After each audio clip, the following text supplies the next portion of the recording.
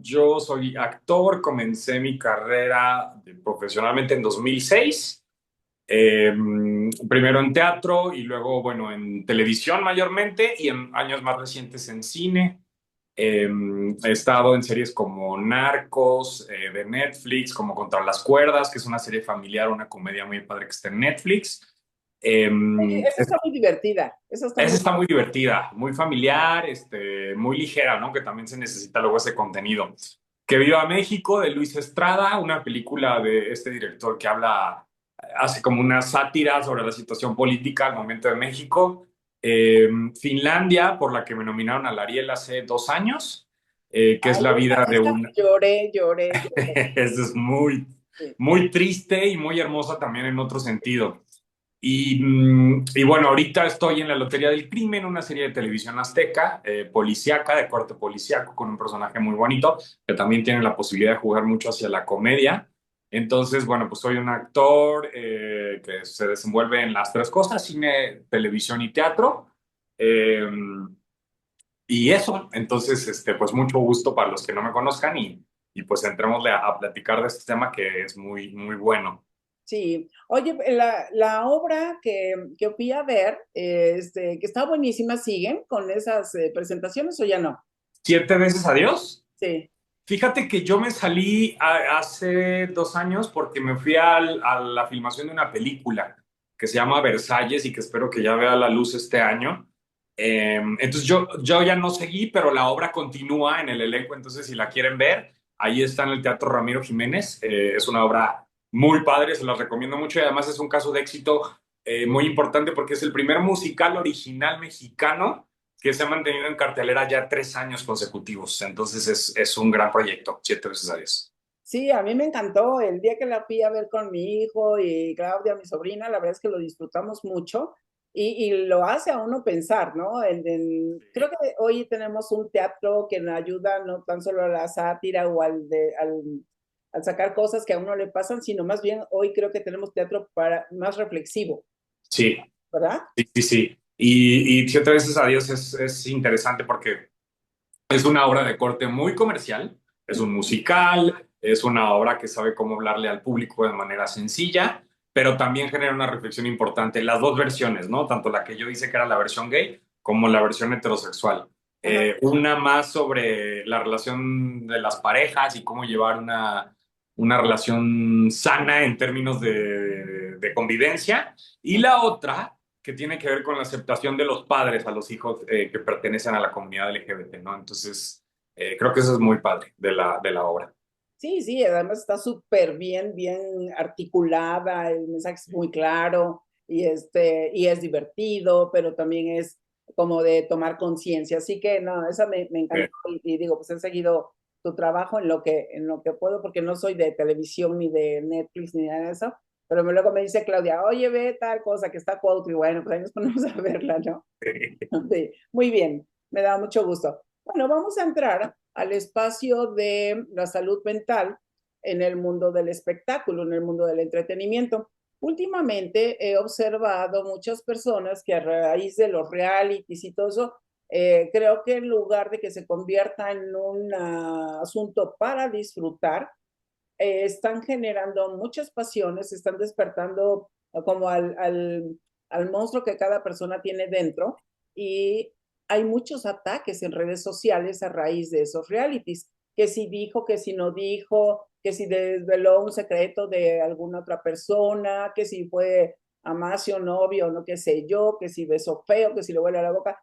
Creo que están llevando a las audiencias a que las emociones se desborden cada vez con mayor intensidad. ¿Tú qué observas?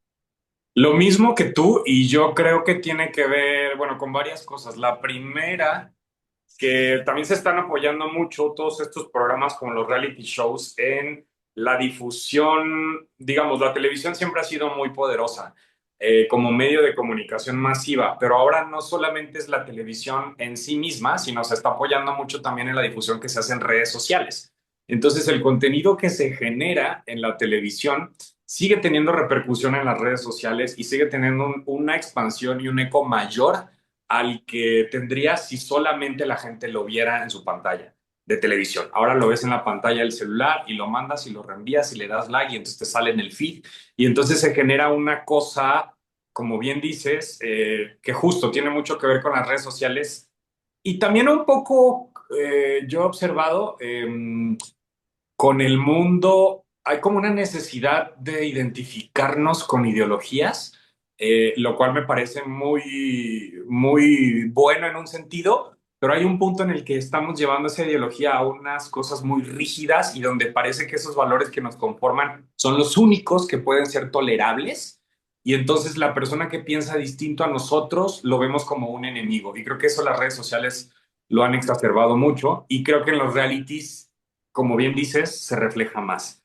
Y hay que tener cuidado además porque los reality shows son programas guionizados en cierto sentido, ¿no? Es una fantasía pensar que lo que se ve ahí es la realidad tal cual, ¿no? El secreto a voces en la industria es que todos lo sabemos y lo damos por hecho, un poco como la lucha libre, ¿no?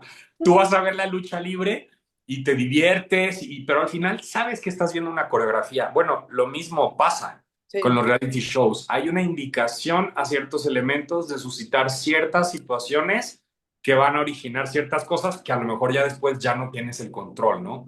Pero sí creo que se vuelven un caldo, una olla de odios muy peligrosa que nos sirve para darnos cuenta que, pues, que hay cosas importantes que trabajar como sociedad y con las que hay que tener cuidado. Fíjate que cuando yo estudiaba creo que el segundo o tercer año de la carrera de actuación, nos dejaron alguna vez en la clase de voz hacer una exposición. Y me acuerdo que expuse en esa clase de voz que en ese momento me había dado cuenta de la importancia que tenía para un actor trabajar en su autoestima. Ajá. Y en ese momento lo identificaba como la autoestima y después diría más bien en la salud mental, ¿no? Que la autoestima es parte de eso. Y me parece que es súper importante por dos cosas. Primero, porque nosotros como creadores y sobre todo como actores, que nuestro instrumento es nuestro cuerpo, nuestra imagen, nuestro nombre, nosotros puestos en un escenario delante de una cámara, tenemos que interpretar. Bueno, eh, lo que tú eres como persona, a nivel mental, a nivel emocional, si quieres hasta espiritual, va a verse muchas veces en el escenario, sobre todo las primeras veces cuando no has trabajado una técnica. E incluso cuando la has trabajado, siempre va a haber algo de tu persona que se filtra en tus personajes. Sí. Entonces, todo el tiempo estamos jugando con los valores que nos conforman a nosotros y a los personajes, con las emociones y con lugares muy sensibles. Por eso creo que es importante mucho la salud mental, como bien lo dijiste, pero además pasa otra cosa, que después cuando nos insertamos en el mercado laboral, que es un sistema, y donde entra la televisión, el radio, el teatro, el cine, la gente nos percibe como algo muy particular, ¿no? Tu tono de piel, tu altura, tu voz, la manera en la que te expresas, todo eso, la gente está percibiéndolo de algún modo. Y luego si interpretas a un personaje, ese mensaje va variando un poco. Y de repente empieza a generarse una cosa de expectativas tuyas como actor o como figura pública, de querer llegar a ciertos lugares, tener ciertos logros y todo, pero esto es una cosa de ida y vuelta, ¿no? Es un sistema en el que tú das con tu trabajo, pero también recibes. Ajá. Y a veces lo que recibes son críticas, a veces lo que recibes son de plano no rotundos, ¿no? Puertas cerradas. Y hay que tener también creo que la entereza y la piel, no diría que dura, pero como un lugar sano mentalmente para poder navegar esas aguas. Porque sí es complicado. El otro día veía un concierto de Britney Spears y me hablaba un amigo que es fan y me decía, claro, es que imagínate a la edad que esa chava le llegó la fama internacional, no tenemos idea de lo que se siente, ¿no? Y de todo lo que eso debe desbalancearte y moverte del lugar. Y de ahí, por supuesto, todas las figuras públicas en proporciones y medidas distintas, pero es algo real que pasa cuando estás en el ojo público y algo sucede que te mueve despacio, ¿no? Ujú. A mí, digamos que lo más que me ha tocado experimentar, parecido a eso, fue justamente en Que Viva México, esta película de Luis Estrada, donde interpreté un personaje trans. y de repente hubo un ataque de señalamientos, críticas muy fuertes en redes sociales y en algunos medios de activistas trans que estaban en contra de que yo hiciera ese personaje y que además me atrevería a decir hacían señalamientos personales y éticos sobre mi carrera y sobre mi persona muy graves y algunos que me parecían incluso desproporcionados. Ajá. Eh, y entiendo de dónde viene porque es una manera distinta de ver el oficio del actor, pero te confieso que me parecían absolutamente injustos y que hubo un momento en el que me sentía un poco solo enfrentándome a esa situación y tratando de darle cabida, porque sí te sientes atacado y porque bajo mi óptica yo no estaba cometiendo ningún pecado, no estaba atacando a ninguna comunidad, estaba estudiando mi personaje y tratando de interpretarlo de la manera más honesta posible. Y aún así persistían estos señalamientos, ¿no? Y luego he tenido también a lo largo de estos años experiencias con amigos, ¿no? Tengo justo unos amigos que omitiré sus nombres, pero están participando de un reality que justo ha venido como a moverlos un poco y, y justo esas reflexiones son hasta qué punto nosotros como público tenemos el derecho a señalar a esa persona que está ahí y hacer comentarios tan hirientes de repente o tan categóricos de decir tú no te mereces esto o tú eres esto, ¿no? Y calificar a la gente con esa contundencia, ¿no? Me parece delicado. Y yo creo que es rudeza innecesaria o Sí, es una, pero es justo lo que despierta de alguna manera el enojo, el resentimiento, la impotencia que mucha gente siente por otras cosas que tienen que ver con su vida. Y es ahí donde lo van a vertir, ¿no? Hacia los actores, hacia los cantantes, hacia los políticos o lo que sea. En algunas ocasiones será justificado y yo creo que en la mayoría no es justificado. Es más bien sí. ese hervor social que está ahí, está gestándose cada vez con más intensidad.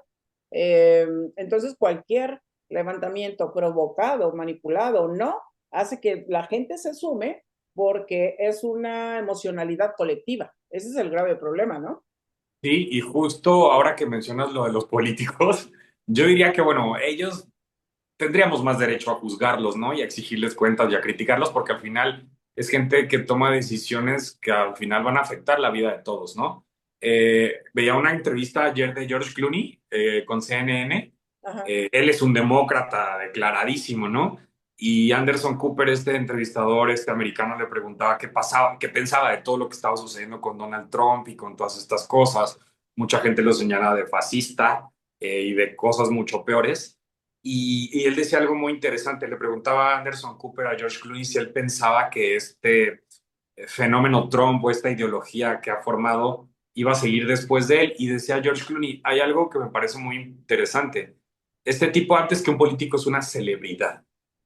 Y como celebridad, yo creo que él tiene una idea de la teatralidad y de comunicar muy efectiva, que le ha servido mucho como político para poder conectar justo con esos sentimientos oscuros, con esa sensación de insatisfacción, con esa sensación de frustración de un sector muy importante de la población, para al final sacar provecho con su agenda política, pero él decía sobre todo personal, ¿no? Me pareció interesante. Bueno, y eso está relacionado con el tema de la salud pública y la salud mental, porque, hace saber, yo hice el análisis de perfil de Donald Trump. Yo colaboro con Jesús Escobar Tobar. Todos los domingos yo tengo un videoblog que se llama Perfiles. Ujú. Entonces me dice, analiza tal perfil o no sé qué, o nos ponemos de acuerdo y hago el análisis de perfil por estilos de pensamiento tal y explico. Por ejemplo, acabo de hacer el de Hugo, pero hace tiempo hice el de Donald Trump y también hice el de Claudia Sheinbaum. Entonces, hablando de Donald Trump, la verdad es que tengo que leerme el libro, tengo que ver varias cosas, y él es uno de los personajes que ha sido más analizado. Se calcula que más de 70,000 especialistas en salud mental, psiquiatras, psicólogos, hemos analizado el perfil. Y él está en la tríada oscura. Ahora, Entonces, eso es muy peligroso, aunque no lo hemos evaluado, pero todos sus comportamientos y demás, porque él y además Elon Musk y él se parecen mucho, son perfiles muy similares. Oye, me encantaría leer ese perfil. ¿Dónde lo puedo ver? Digo, yo lo tengo en mi canal, tengo y también en el canal Ah, de va, Escobar Tobar, yo tengo los análisis de los perfiles. padrísimo. Perdón, y Entonces, decías lo de Elon Musk, que veías ahí. Elon Musk es un perfil parecido al de Donald Trump. Entonces, no podían existir dos soles en el mismo lugar. Número uno. Dos, los dos tienen, por ejemplo, su origen es de familia con muchos recursos que lo obtuvieron casi de la misma manera.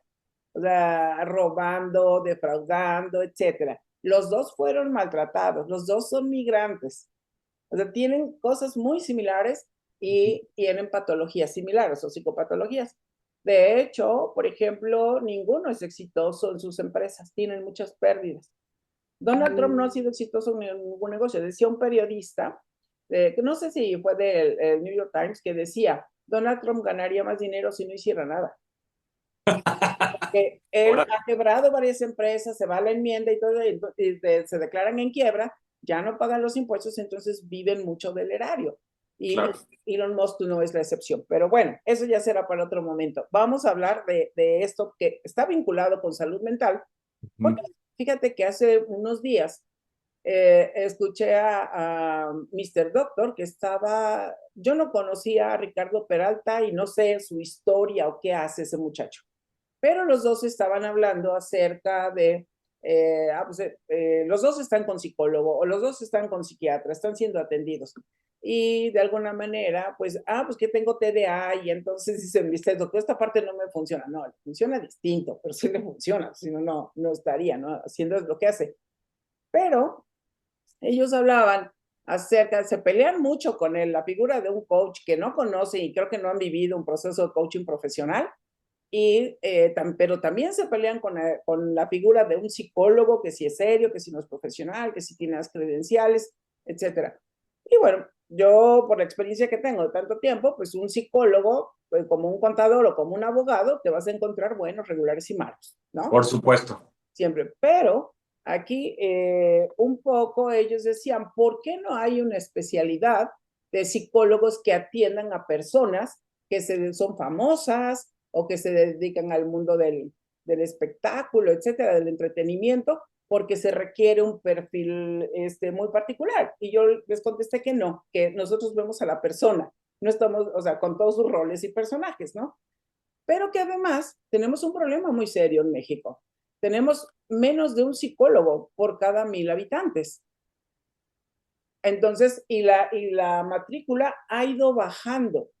No hay casi psicólogos varones, el 80% somos mujeres.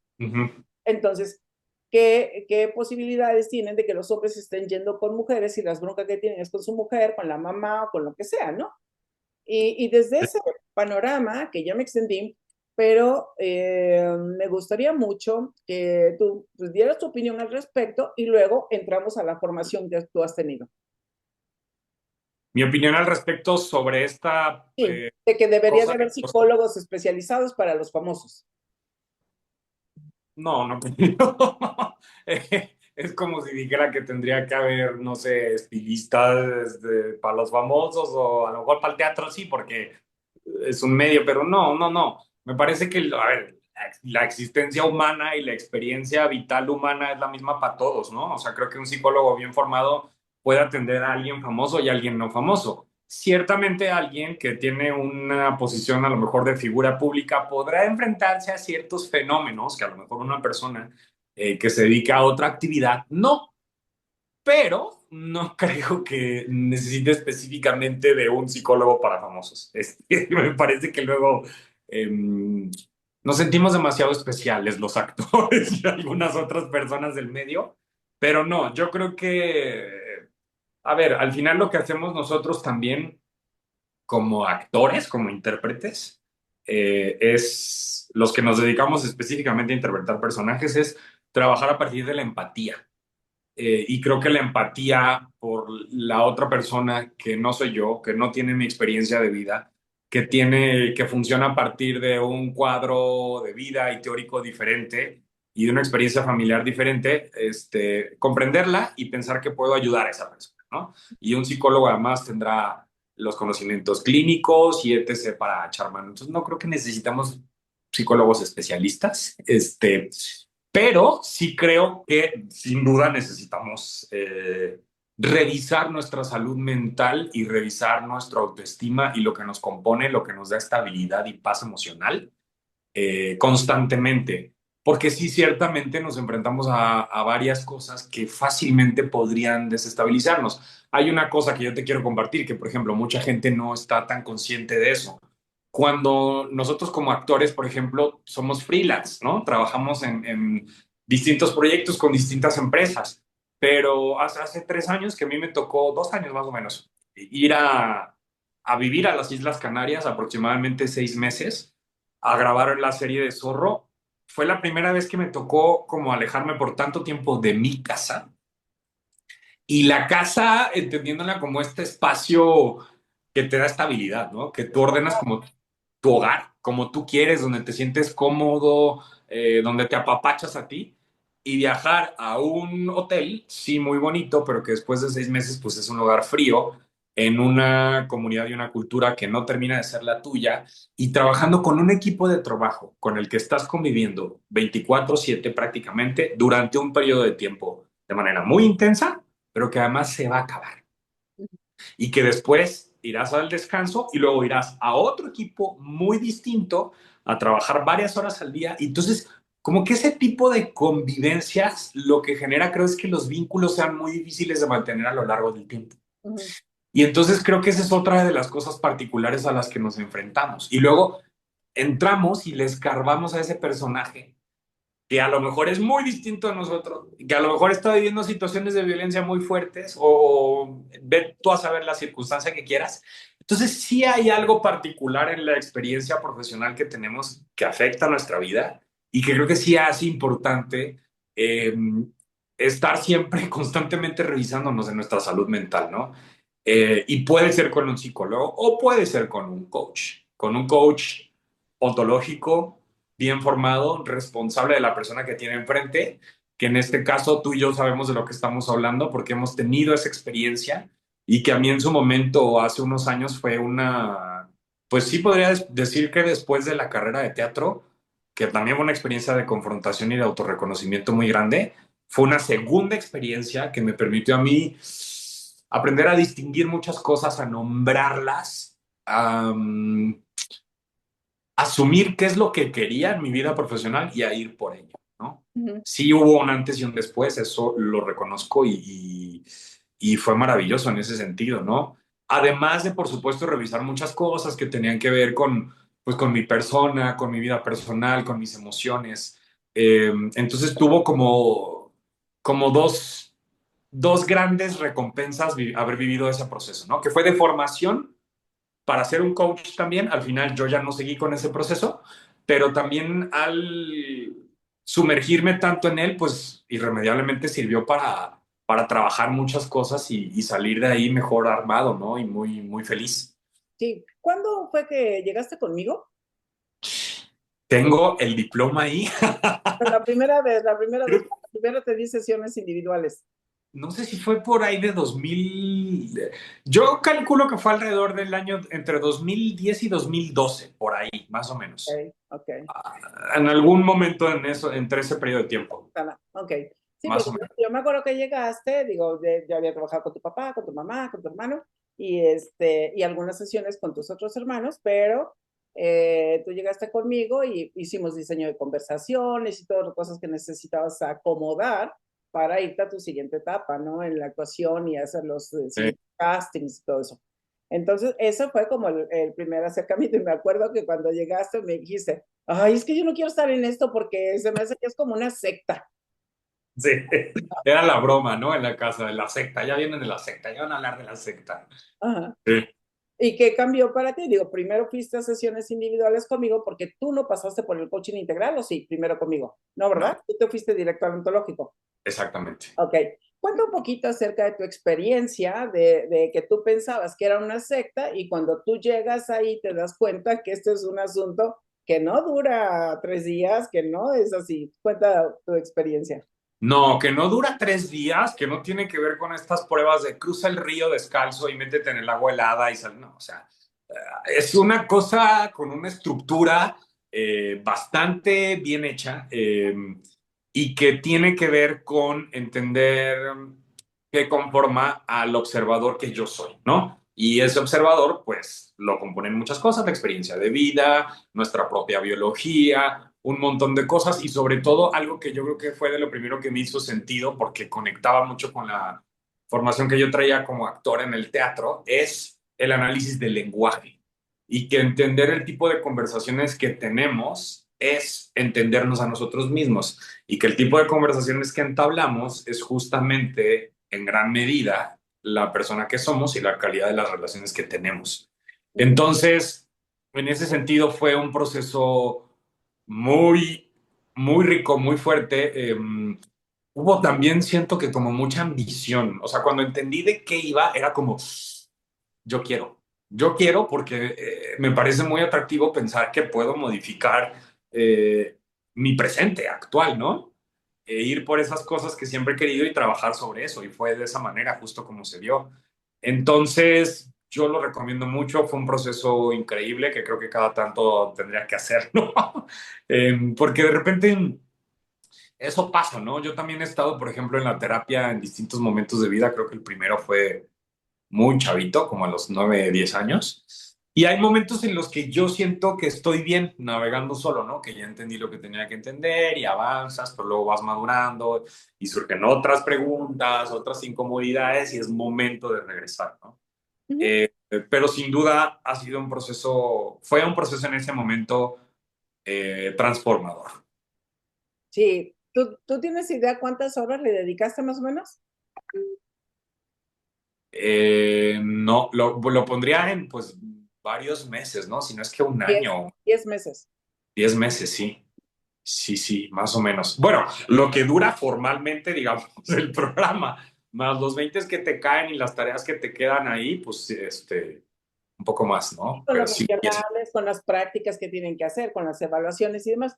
Fíjate que yo estuve sacando las horas que se les dedican. Ustedes, como estudiantes, les dedican 900 horas aproximadamente, órale. para que tengan la referencia. Y yo, como supervisora, a mi comunidad, que son 8 o 9, yo le dedicaba la revisión de tareas, porque tienen que hacer tareas cada 15 días, etcétera. Sí, Yo le dediqué más o menos 750 horas a cada grupito de un supervisión. montón. Es un trabajo arduo. Sí, y no es el coaching coercitivo y no hay nada de cosas prácticas de esas, sino es un coaching muy, pues muy estructurado, muy profesional y que ya se ha buscado copiar y se ha debilitado, ¿no? La propuesta, porque Sí, lo hacen otras personas.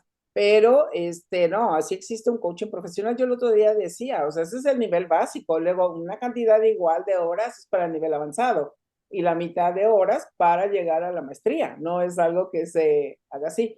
Y tú claro. después fuiste a hacer trabajo dando coaching, ¿no? Después de que lo terminaste. Estuviste Sí, un periodo.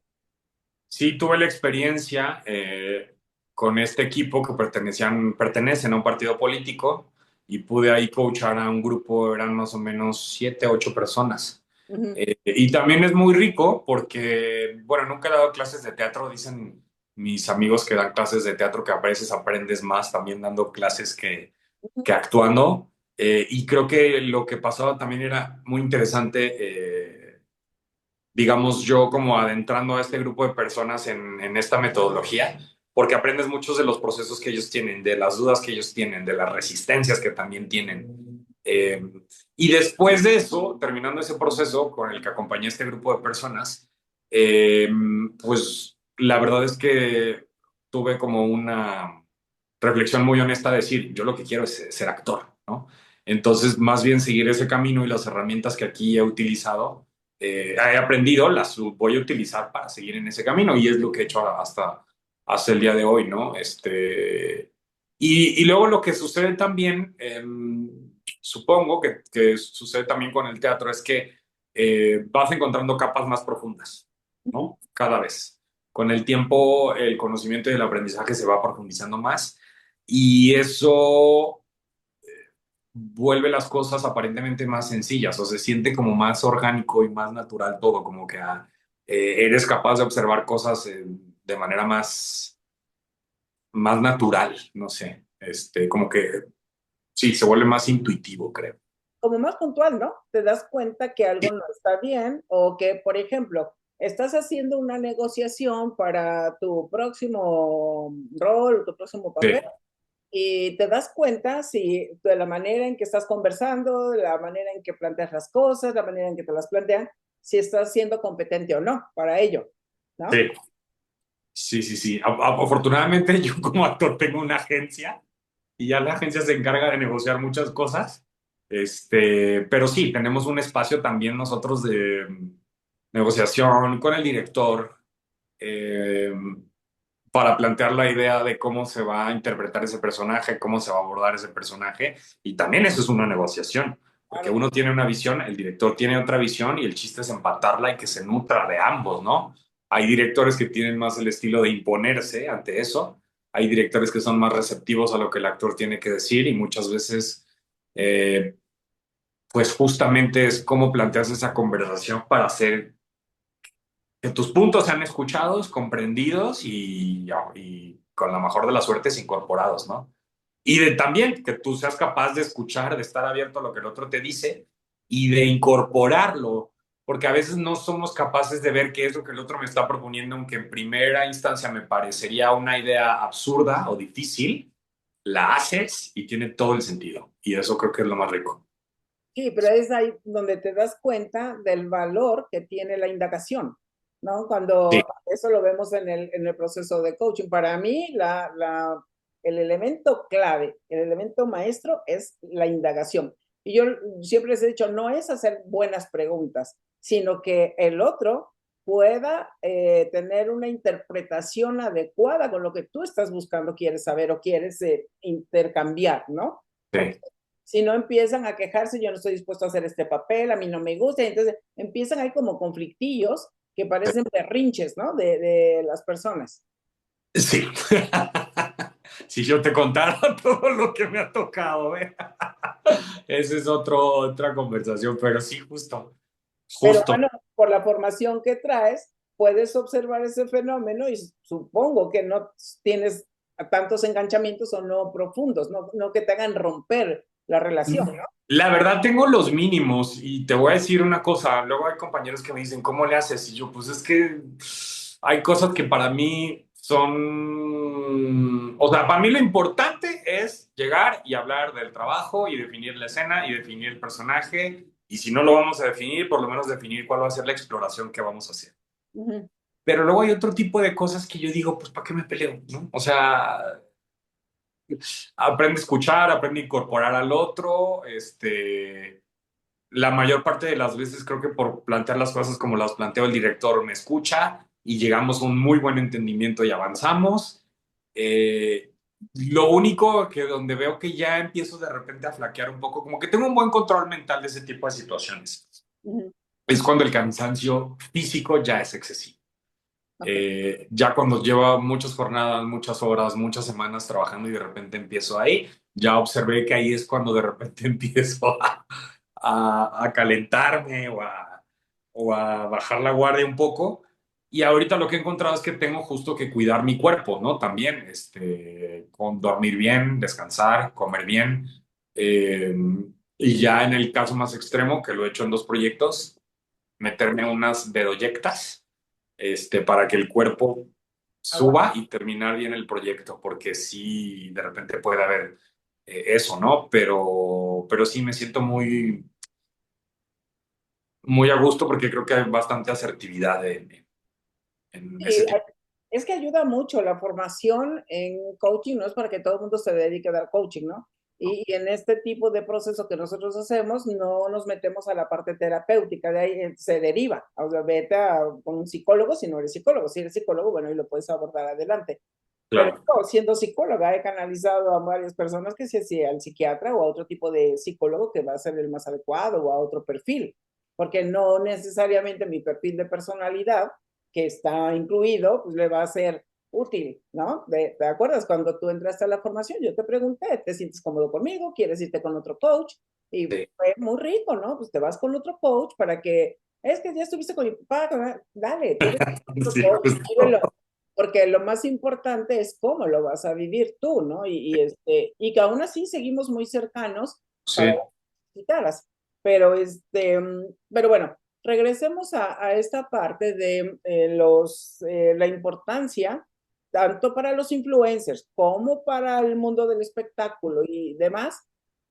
Hemos observado que en TikTok están hablando mucho de lo que les pasa, de las traiciones, de los abandonos, de los abusos que han sufrido de pequeños y en lugar de ir con un psicólogo, con un profesional, se van al coaching cognitivo o se van a TikTok y ahí están platicando y la gente les dice cosas y demás. ¿Tú qué crees o cómo percibes este fenómeno? Porque cada vez más jóvenes del mundo del espectáculo y de los influencers han pasado por procesos de depresión y tenemos varios casos de desvivimientos. Sí, grave, o sea, grave que acudan a eso, preocupante que esa sea la primera solución que se les ocurra, pero me hace sentido cuando observas un poco los valores bajo los que se manejan, sin tacharlo de bueno o malo, esas personas al desenvolverse en ese mundo, porque las redes sociales creo que lo que generan es una... Las redes sociales generan, por una parte, una necesidad de aprobación, Uh -huh. una necesidad de ser aplaudido, likeado, por las otras personas. Por otro lado, genera creo que una falsa sensación de cercanía o de pertenecimiento de pertenencia a un grupo o a una comunidad. Uh -huh. Y todo es rápido y todo es de alguna manera, son contenidos de una duración corta y que apelan a lo mejor a lo más superficial, ¿no? A esas partes del cerebro que sabemos que reaccionan con cosas básicas, instintos básicos y así. Entonces, eso está muy divertido y todo para hacer, para algunas cosas, ¿no? Yo, por ejemplo, veo TikTok, me gusta seguir dos tipos de contenidos, humor y recetas de cocina, porque es muy práctico, pero pensar que ahí vamos a encontrar la respuesta para una cosa mucho más profunda, mucho más intrincada y mucho más compleja, que puede ser una cuestión de salud mental, de salud emocional, un quiebre ahí que traigamos familiar, de pareja, de muy atrás, es peligroso, ¿no? Porque sin duda alguna la respuesta no está ahí. Eh, pero entiendo cómo lo que hacen las redes sociales es que tienden a frivolizar todo, a superficializar todo, y entonces me parece peligrosísimo que pensemos que las respuestas están ahí, no están ahí. Y entonces lo que me llama la atención es este alejamiento que están provocando de que nosotros como individuos seamos capaces de hacer un silencio, hacer una pausa y reconocer qué me está pasando, Ok. ¿no? Sin tener como tantos estímulos por fuera, de hacer una pausa, de decir, de ir hacia adentro y de decir qué onda, ¿no? Con ayuda, por supuesto, acompañados por un profesional. Eso, pero no sé de qué manera se pueda eso revertir, combatir. Me parecen muy interesantes las propuestas. A mí no me gusta la censura, siempre he estado en contra de ella y de las prohibiciones, pero sí encuentro por lo menos un poco de luz o de una respuesta que pueda hacer algo de sentido hoy, en el mundo que estamos viviendo hoy, cuando leo, por ejemplo, que hay países en Europa que ya están prohibiendo las redes sociales para los niños y los adolescentes. Y de decir, a ver, hasta tal edad en el que tu cerebro ya esté conformado, en su mayoría, vas a poder tener acceso a esto. Porque la serie de cosas, de estímulos, de ambiciones, de fenómenos, de ansiedades que generan, si para un adulto son difíciles, pues para un niño y un adolescente, pues imaginémonos, ¿no? Y están observando alteraciones en la configuración neuronal. Por eso están limitando, ya hay varios países donde están limitando el uso de la tablet para las escuelas y todo esto, y están regresando que los niños vuelvan a escribir. y que vuelvan a tocar libros, porque esa desvinculación está provocando ciertas alteraciones. Y fíjate que ahorita me acordé, ahorita que estás hablando, porque tú traes, Ujú. digamos que dos o tres ventajas, porque una, ya habías tomado terapia, dos, te formaste en el proceso de coaching, viviste proceso individual y luego de grupo, y luego estuviste dando coaching también una temporada y dijiste, yo no me voy por este camino, yo me sigo en lo mío, en la actuación. Y por Sí. otro lado, tú tuviste que leerte mi libro y todo esto para Ah, hacer unos materiales donde pues explico las funciones cerebrales y cómo funciona la percepción, la memoria, etcétera. ¿Qué tanto el conocer este tipo de información, saber, tener estos saberes, te ha beneficiado tanto en la actuación como en las relaciones y en tus dinámicas diarias? me parece muy interesante porque distingue que somos distintos, Ujú, ¿no? Que somos individuos distintos y que al ser individuos distintos tenemos diferentes intereses y tenemos diferentes necesidades de aprendizaje ujú, en el ámbito que tú me digas. Entonces, creo que eso es muy importante por dos cosas. La primera es porque de repente, antes sobre todo, tendíamos a pensar que la manera de aprender era una sola, ¿no? La de la escuela tradicional. Y yo recuerdo haber experimentado de niño mucha culpa porque me sentía tonto en la escuela, porque no entendía por qué las ciencias exactas, las matemáticas, la física, la química no me entraban en la cabeza. ujú, No entendía qué me pasaba en las clases de inglés, que se activaba una inseguridad en mí que me alejaba de eso. Y por qué en las clases de sociales y humanidades, fluía como pez en el agua. Entonces, pero sí reconozco que se iba generando una culpa en mí y obviamente los procesos de aprendizaje, en el mejor de los casos, nunca acaban, siguen toda tu vida. Entonces, para mí sirve el día de hoy para decirme, tranquilo, no te culpes, no es que seas tonto, simplemente tu cerebro funciona de manera distinta y tienes necesidades distintas. Me pasa mucho ahora cuando voy al banco o cuando estoy hablando con mi contador o incluso a veces cuando cuestiones de producción o técnicas, yo les digo, discúlpame, a mí me lo tienes que decir despacito. Dímelo lento porque yo voy escuchando y haciendo en mi cerebro las conexiones que necesito para entender lo que tú me dices. Lo que a ti te resulta tan natural, tan fácil y tan lógico, a mí ese aspecto me cuesta un poquito más. Dímelo un poquito, dímelo dos veces, tres veces y a lo mejor te voy a preguntar sobre lo mismo varias veces más, pero es lo que yo necesito, son mis necesidades. Y la otra, pues porque sirve para eso, para entender que somos diferentes, que teníamos necesidades diferentes y a la hora de interpretar personajes también saber distinguir que el personaje que estoy haciendo hoy del que hice ayer son seres humanos distintos. ah, Y a mí, por ejemplo, como actor me gusta mucho y es algo que he experimentado en los últimos años, interpretar personajes que desde la forma, desde el caparazón, desde la afuera, se distinguen mucho uno de otro, ¿no? No tienen por qué ser iguales porque los seres humanos no somos iguales. Sí, de repente puedes representar un personaje muy lógico, muy directo, muy estructurado, o puedes representar un personaje disperso, creativo, innovador. Exacto. Entonces, ahora que tú entiendes eso, que dices, yo puedo pedirle al otro porque reconozco, no soy tonto, o sea, sí funciona mi cerebro y le puedo pedir que ciertas especificaciones para entender, para incorporar más rápido y no estar batallando, ¿no? Nos comunicamos mejor, pero al Sí, mismo tiempo tú entiendes al otro de cómo le funciona el CPU y te puedes acoplar. sí, totalmente. Esa es la Sí. ventaja que te da conocer cómo funciona el cerebro, cómo funciona la memoria, todo eso que estuvimos haciendo para el material de la plataforma, porque me acuerdo cuando te pedimos cuando hicimos los guiones para los audios de cómo habla una maestra que tiene una dominancia más creativa o cómo regaña y todo eso, esos audios de verdad que les quedaron geniales, a mí me gustan mucho. Qué bueno, José. Sí, y por ejemplo, a mí ya algo muy, muy práctico, nosotros obviamente hacemos análisis de texto, ¿no?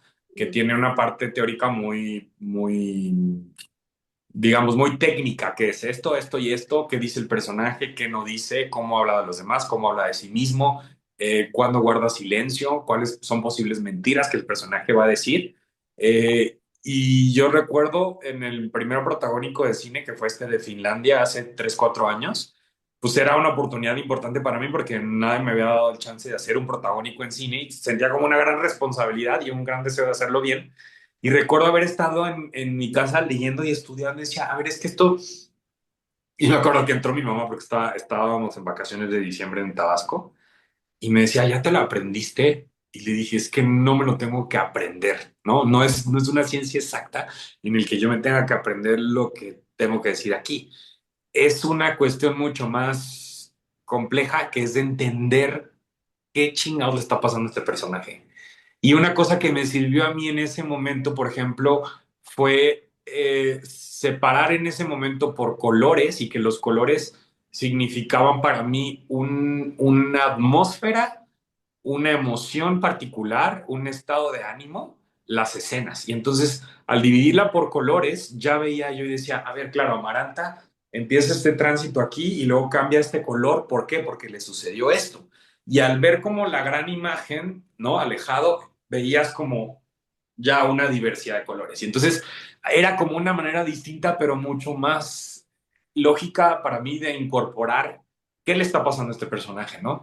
Y en la última película que hice, que fue este personaje de Versalles, Aquí, Cuautli, déjame decirte algo aquí. Y sí, eso te permite entender los patrones de comportamiento, qué conductas se alinean con ese color o con esa transición, ¿no? Cómo tiene que ir. Ujú, exactamente. Por ejemplo, en el caso de Amaranta era el color casi siempre se repite, que ahorita ya no me acuerdo qué color le di, pero el color que tiene cuando está con su padre ujú, se repite y normalmente son situaciones de violencia. Y a veces no son tan explícitas, ¿no? En la primera escena me acuerdo que había muchos insultos que iban y venían. Y recuerdo que en el trabajo de mesa con el director le dije, oye, si estamos hablando de que el padre es sordo, porque se quedó sordo en este accidente con los cohetes hace años. Y si estamos hablando de que esta es una situación que se repite día con día, a mí me parecería mucho más lógico que mi personaje ya ni siquiera le responde. Y entonces solamente estamos viendo a Maranta reaccionar a los insultos que una y otra vez el padre le dice, y solo hasta el final se va a acercar y le va a decir, ojalá que te mueras. Con esa frase al final.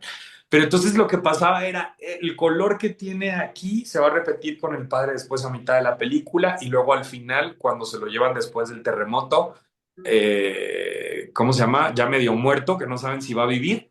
Y justo los patrones que tú dices de comportamiento, ¿no? Y en el otro personaje de la otra película era hacer una gráfica, ¿no? ¿Qué le pasa a este hombre al inicio de la película? Pierde el gran deseo de su vida, el que estaba a punto de alcanzar, se va al caño.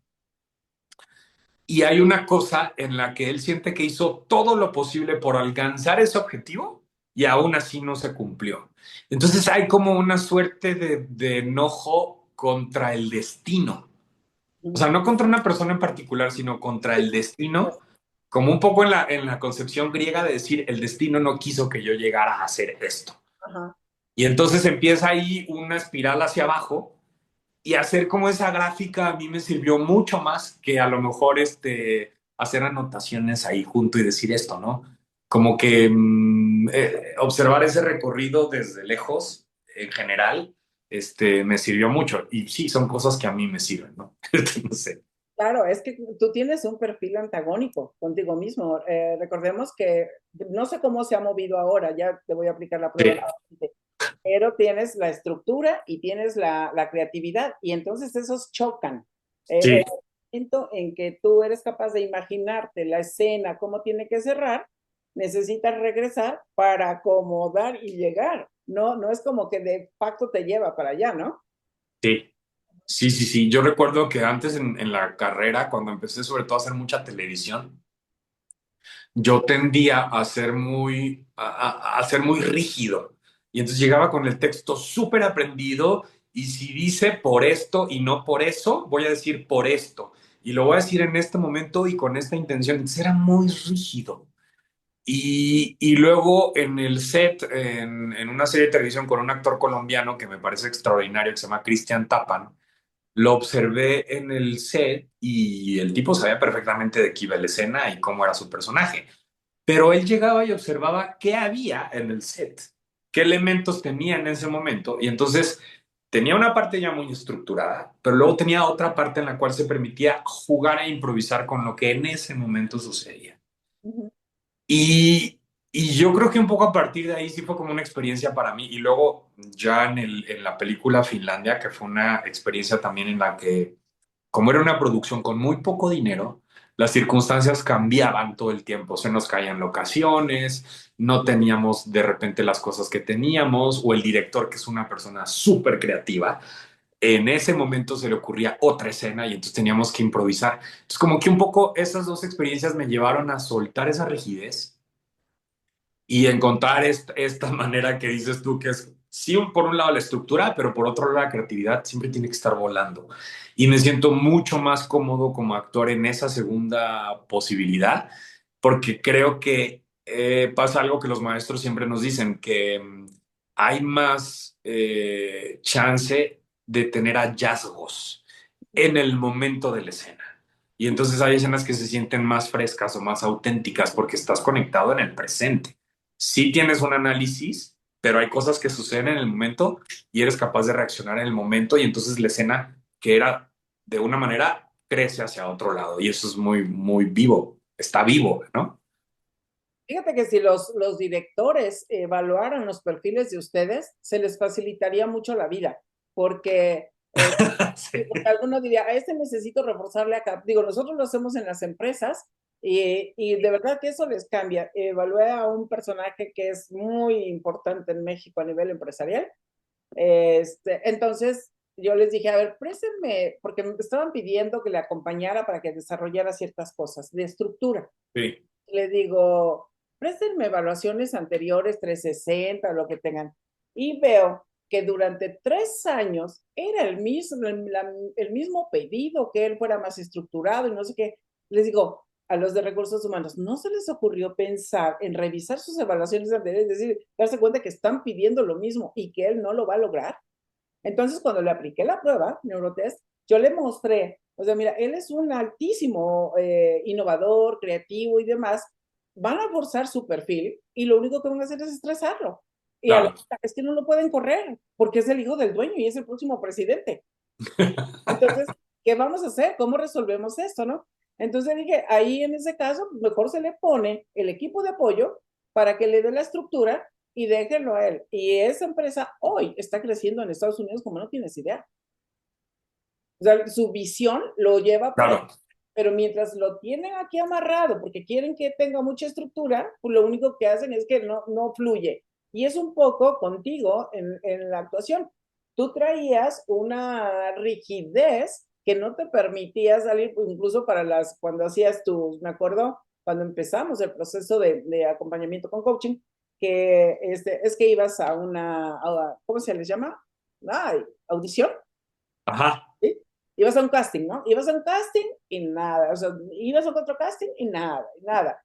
Y como que andabas así ya, vamos, se van debilitando, se van sintiendo, pues yo creo que tu experiencia de la escuela te revivió como diciendo, es que no puedes, no quién sabe qué, ¿no?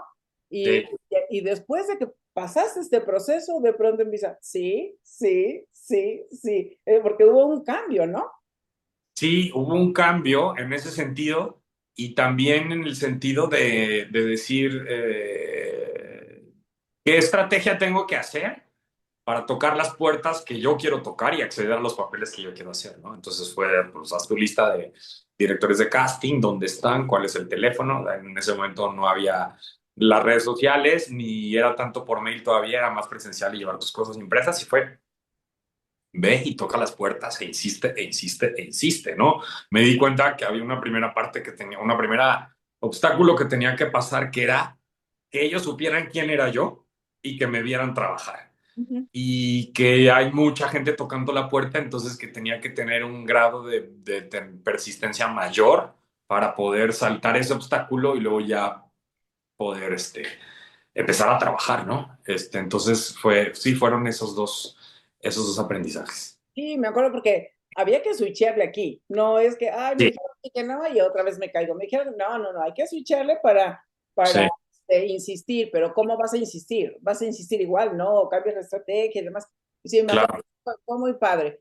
Pero bueno, ¿qué cosa más te gustaría agregar en cuanto a la salud mental? Porque fíjate, ¿cómo te ayuda el entender cómo funciona el cerebro, cómo funciona la memoria, que no tan solo te sirve para relacionarte mejor con las personas, para ser más empático, para poder acoplarte, sino saber que tienes flexibilidad neuronal, porque todo eso ya lo has, pues lo has aprendido y seguramente sigues leyendo cosas de esas o ves contenido, pero por el otro lado tienes la parte conversacional del coaching. Entonces son dos elementos que por un lado es el lenguaje, por el otro lado es el conocimiento del funcionamiento cerebral. Sí, me gustaría agregar que, como te dije, siempre es importante estar en revisión de ti mismo, ¿no? Constantemente. Yo cumplí 40 años ya en noviembre y entonces empiezan a suceder otras cosas, ¿no? Y empiezan a habitarte otros pensamientos y otros cuestionamientos que antes no tenías. Me siento muy contento, no satisfecho, pero me siento muy contento de lo que he logrado hasta el día de hoy, porque he vencido muchos obstáculos, he avanzado mucho y estoy en el terreno en el que siempre quise jugar, ¿no? Y eso me tiene muy satisfecho. Pero biológicamente y a nivel de experiencia de vida, sucede algo inevitable que es, ya tienes un pasado atrás de 40 años.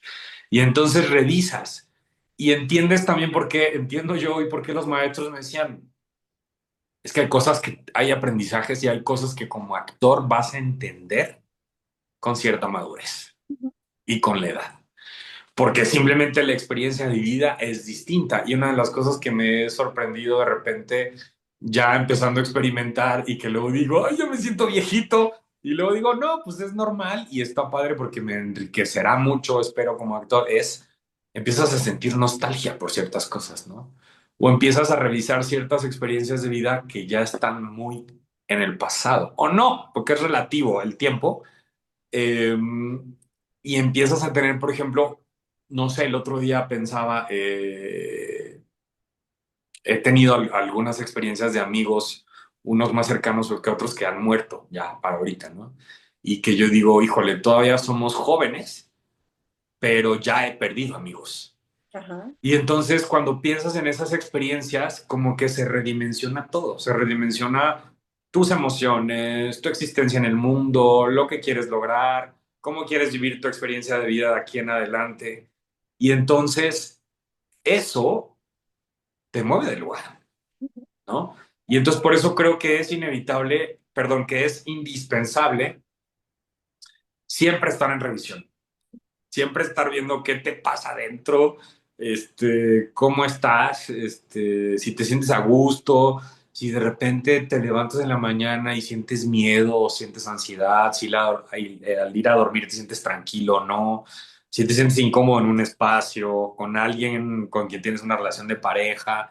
Entonces, creo que eso es indispensable porque la vida nunca deja de moverse, ¿no? Siempre, lo cual es muy padre también, pero eso me ha pasado, entonces creo que sí, siempre hay que estarle escarbando. Sí, y una cosa que se me hace súper relevante que lo mencionaste es cuidar tu salud física. Porque cuando yo voy a atender a alguna persona que voy a hacer un proceso de acompañamiento, siempre le pido estudios porque quiero saber si tiene capacidad de respuesta.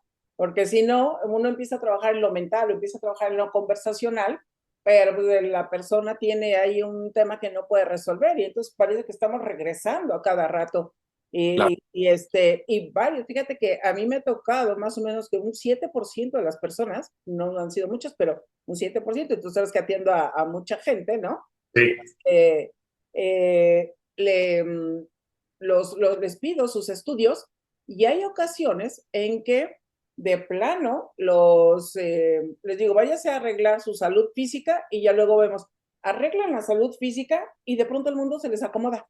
Ya no claro, necesitan de mi acompañamiento porque ya se resolvió.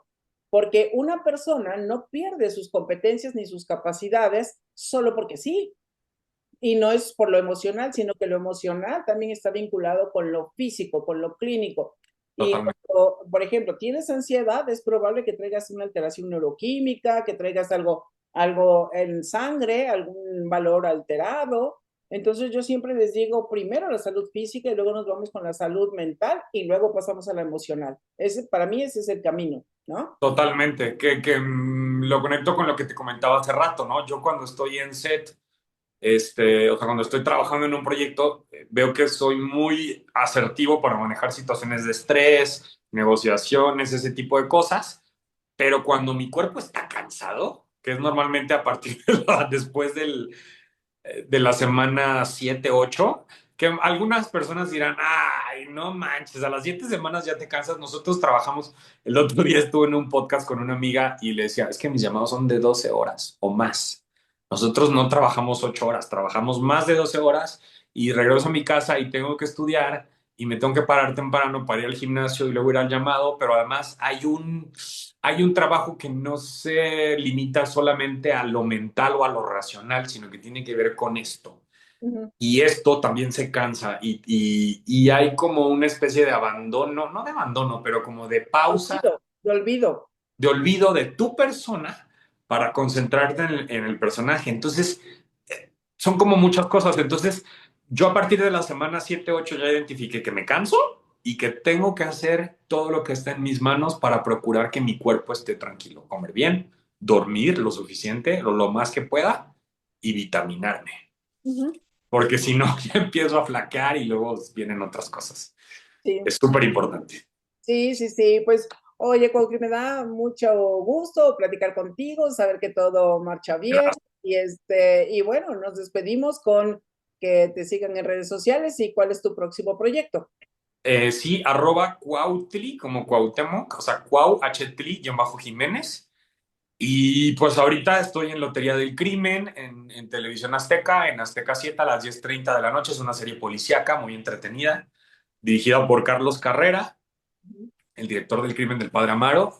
Y el siguiente proyecto, pues, que me tiene muy emocionado será ver esta película Parirse, salir a la luz, que se llama Versalles, que hice con Andrés Clarion, que es una locura, es una sátira que habla de un hombre de poder, es un gobernador joven que está casado con una española y es una pareja obsesionada por el poder político. Ok, Y Andrés Clarion, que hizo Hilda, que es una película que fue muy premiada, donde están Adriana Paz y Verónica Langer, él siempre hace como el tono que le gusta es el de la sátira, es una sátira muy particular, pero también hay siempre una crítica a las clases altas, económicas y en este caso políticas. ujú, Eh, y fue un proyecto increíble con un equipo extraordinario en vestuario, en maquillaje, en fotografía. Tuve la fortuna de trabajar con Maggie Sibantos, que es una actriz española increíble, eh, que ha estado en series como Vis a Vis, Las Chicas del Cable, eh, y que me emociona mucho un talentazo también de actores nuevos, entre comillas, pero digamos que no han sido muy vistos en el audiovisual porque son actores locales de Monterrey, de Nuevo León, que están estupendos también, y sobre todo la tesis que el director plantea, ¿no? Que es un poco por qué los hombres de poder ansían el poder y qué pasa cuando no lo tienen. Y cuando se desatan los tiranos y por qué.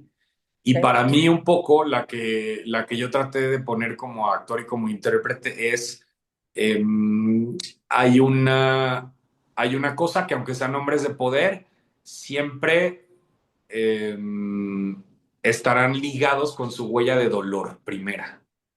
Y eso terminará reflejándose en lo que hacen, cuando tienen poder o cuando lo pierden. Entonces es un proyecto que a mí me emociona mucho, donde creo que dejé muchas cosas personales también, como bien podrás imaginarte, pero fue una gozada de proyecto, una gozada de padre, proyecto. qué padre. Pues digo, yo creo que cuando uno está sano, yo siempre digo, adentro está la clave, ¿no? Pero en todo, o sea, la salud física, la salud mental, la salud emocional y también la salud espiritual. Y creo Sí, que cuando uno está así, eso se proyecta, siempre, siempre sí, va a dar como luz, va a contagiar, sí. etcétera.